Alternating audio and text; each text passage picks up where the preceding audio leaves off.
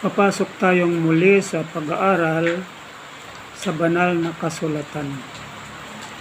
At sa pag-aaral natin ngayon ay titignan natin ang dalawang kautusan na sinalita ng ating Panginoong Hesus noong ang isang tagapagturo, tagapagtanggol ng kautusan ay nagtanong sa kanya. At ito ay kukunin natin mula sa aklat ni Matthew chapter 22 verses, kunin natin, umpisahan natin dito sa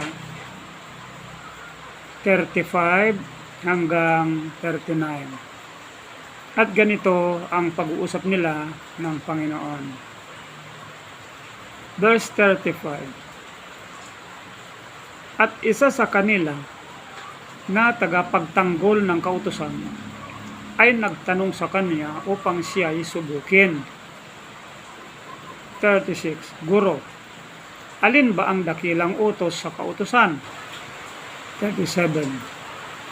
At sinabi sa kanya, ibigin mo ang Panginoon mong Diyos ng buong puso mo at ng buong kaluluwa mo at ng buong pag-iisip mo. 38. Ito ang dakila at unang utos. 39. At ang pangalawa ay katulad nito, ibigin mo ang iyong kapwa na gaya ng iyong sarili. Dito ngayon, sa mga sinalitang ito ng ating Panginoong Hesus, napakaraming Kristiyano ang nagsasabi na dalawa na nga lang ang utos, dalawang klase ng pag-ibig. Ibigin mo ang iyong Panginoong Diyos, yan ang una, at ibigin mo ang iyong kapwa na gaya ng iyong sarili, yan ang pangalawa. Kaya, lahat ng mga relihiyon ngayon ay nagsasabi na wala na yung mga kautusan na iba. Wala na yung 10 utos, wala na yung sabat, wala na yung tungkol sa kautusan ng mga pagkain, wala na yon. Basta pag-ibig na lamang sa Diyos at pag-ibig sa kapwa. Ngunit, ganito. Subukan nating unawain ang tanong ng nagtanong. Balikan natin ngayon sa verse 36. Ito yung kanyang tanong. Guro, alin ba ang dakilang utos sa kautusan? Ang tinatanong niya ay dakilang utos. Ang ibig sabihin ng dakila, pinakamalaking utos or pinakamahalagang utos. Yun ang ibig niyang sabihin sa mga kautusan. Alam niya na may mga kautusan kasi siya ay tagapagtanggol ng kautusan. So ang taong ito, nalalaman niya ang mga kautusan. Ang tinatanong niya sa lahat ng mga kautusan, ano ang pinakadakila? Yun ang kanyang tinatanong. Hindi niya tinatanong kung ilan ang utos. Dakilang utos ang kanyang tinatanong sa kautusan. Kaya ang sagot ng ating Panginoon naman, ang sabi niya, ibigin mo ang Panginoon mong Diyos ng buong puso mo at ng buong kaluluwa mo at ng buong pag-iisip mo. Matwid na matwid yung kaniyang sinalita. Ayon doon sa kaniyang katanungan, dakilang utos. So, kumakatawan ito ngayon na ang pag-ibig sa Diyos, ito ang una sa lahat, pinakamalaking kautusan. At itong dakilang utos na ito, kumakatawan dun sa 4 na unang kautusan ng ating Panginoong Diyos sa 10 utos. Yung 4 na kautusan na patungkol sa Panginoong Diyos. Ito yung sinasabi ngayon ng ating Panginoong Hesus na pag-ibig sa Panginoong Diyos. Tandaan natin, alalahanin natin na ang kanyang tinatanong, ang dakilang utos. At ito ay dinagdagan ng ating Panginoong Hesus. Sinabi rin niya, ang pangalawa ay katulad nito, ibigin mo ang iyong kapwa na gaya ng iyong sarili. Dito sa dalawang kautusan na sinabi ng Panginoon dito, napakarami ng taong naliligaw dito. Dahil sa mga kautusang ito, hindi na niya kasi sinabi na huwag kang papatay, huwag kang mangangalon niya, wala na yung mga kautusan ditong yon. Pero, nasa pag-ibig kasi ng tao yun. Siyempre, kung iibigin mo ang kapwa mo,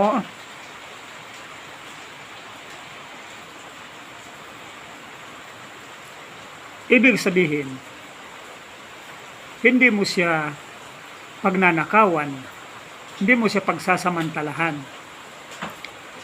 Hindi ka magsisinungaling sa kanya, hindi ka mag-iimbot sa kanya, pag-ibig sa kapwa. At ito naman, pag-ibig sa Diyos, huwag kang magkakaroon ng ibang Diyos-Diyusan sa harap niya. Huwag kang sasamba sa anumang larawan. Huwag mong babanggitin ang pangalan niya sa mga bagay na walang kabuluhan. At ingatan mo rin ang kaniyang sabat ng buong puso. Yung sinasabi niya na ingatan mo ang ikapitong araw, no? Ito na nga yung sinasabi niya. Ang ikapitong araw siyang sabat niya. Nandito yan sa pag-ibig sa Panginoon.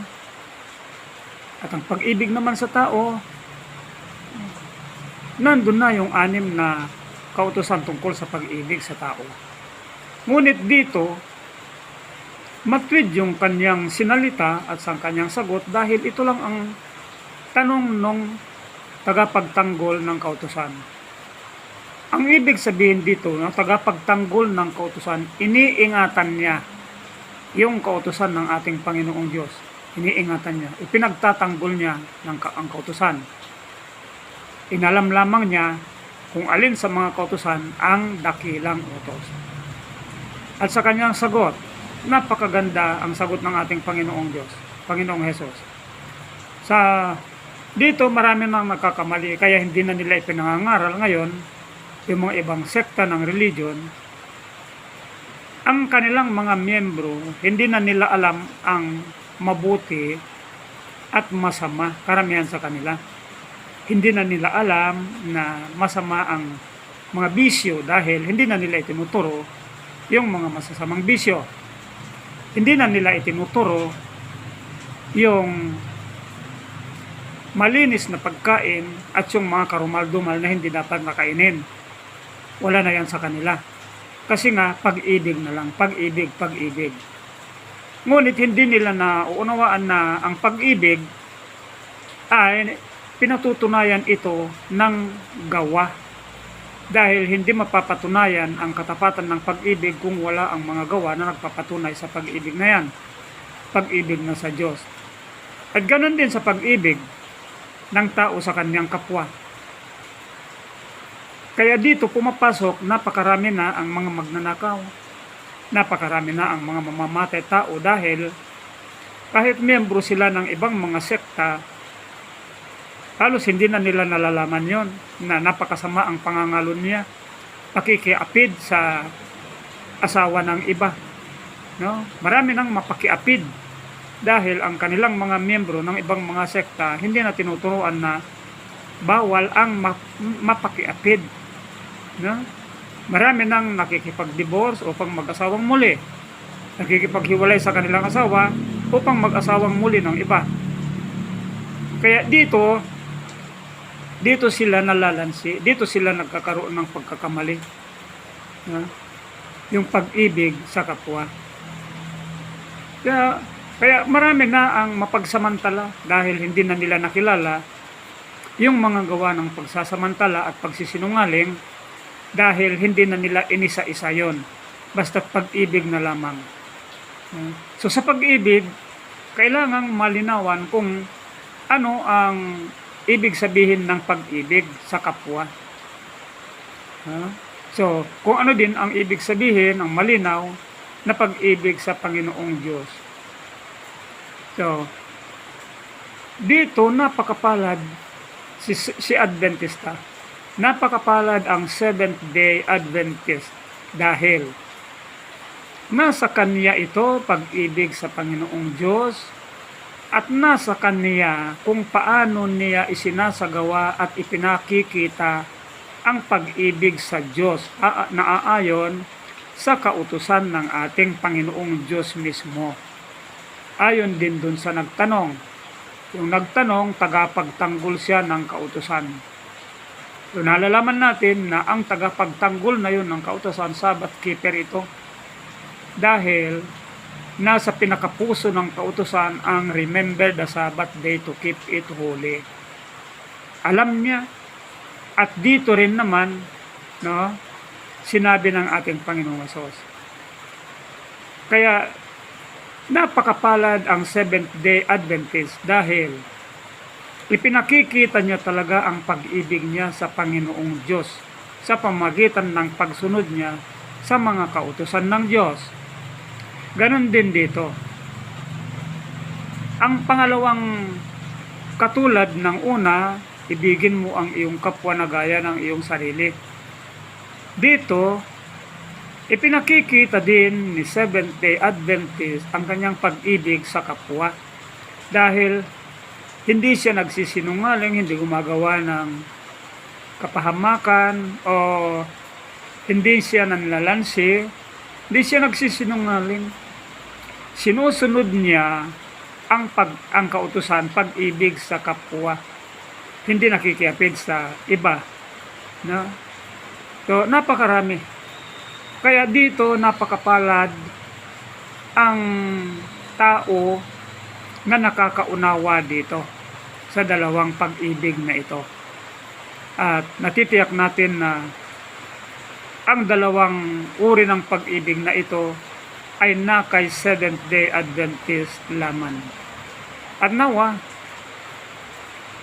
usisayin nating mabuti ang dalawang kautusan nito. Usigin nating mabuti, unawain nating mabuti kung kahit na anong sekta ang kinalalagyan, kinaaniban ng bawat isa, unawain niyang mabuti kung ang pag-ibig ba niya sa Panginoong Diyos ay katanggap-tanggap nga sa Diyos. At ang pag-ibig niya sa kapwa niya ay kung naayon sa panukala ng ating Panginoon na pag-ibig din sa kapwa, gaya ng sa kanyang sarili. Maikli ang pinag-aralan natin ngayon, ngunit ito ay napakalawak na isipin at usigin.